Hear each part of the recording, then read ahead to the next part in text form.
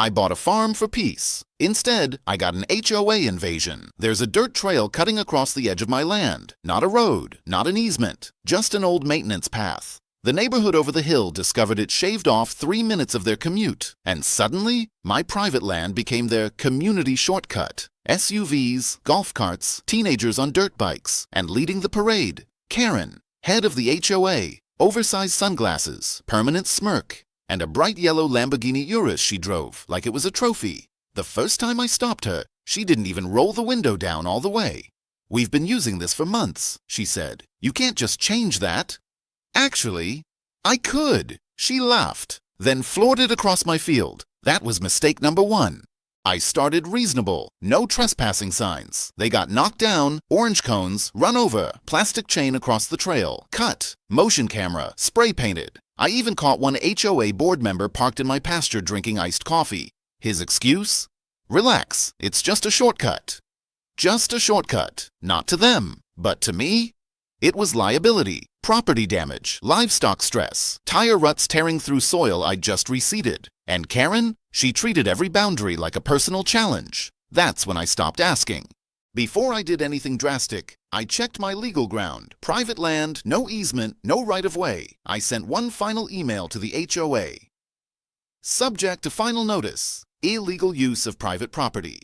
Clear message: the trail is closed. Vehicle access is unsafe. Do not enter. No reply. The next morning, fresh tire tracks. So I waited for rain. 3 feet deep, 5 feet wide, cut clean across the trail. Bright orange stakes on both sides. Large warning sign: private property, not a road. I didn't build a trap. I built a boundary. Then I went back to my porch and waited.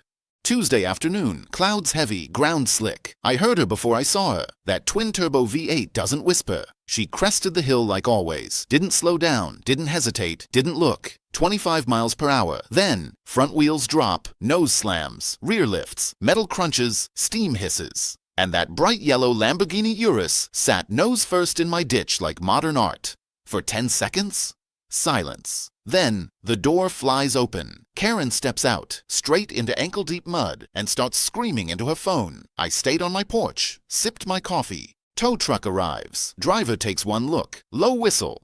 That's gonna hurt. They pull it out inch by inch. Undercarriage scraping. Suspension twisted. Exhaust bent. Mud dripping everywhere. Karen yelling the entire time. Then, she sees me, sitting, watching. I raised my thermos. She didn't say a word, just pure rage. But here's the part that really ended her reign. She had been warned, in writing, with photos, with signage, with proof. 3 days later, I get a thick envelope, threatening language. Obstruction of a commonly used route. Community access interference. I replied with one sentence. There is no easement. It is private property. Entry was prohibited. Attached, boundary survey. Time-stamped warnings, photos of signage, and one very clear image of her Lamborghini nose-deep in mud. Monday came. Silence. No lawsuit. No more cars. No more shortcut. Karen still lives over the hill. But now, she takes the long paved road like everyone else. No more smirk. No more shortcut. No more parade through my pasture. Word around town is the repairs weren't cheap. Warranty didn't cover ignoring posted warnings. Funny how that works. She never apologized, but she never crossed my land again either. And honestly, that's better. Some HOAs think rules only apply to other people. Some presidents think money equals authority. And some shortcuts cost a lot more than 3 minutes, because sometimes the best fence is 3 feet deep.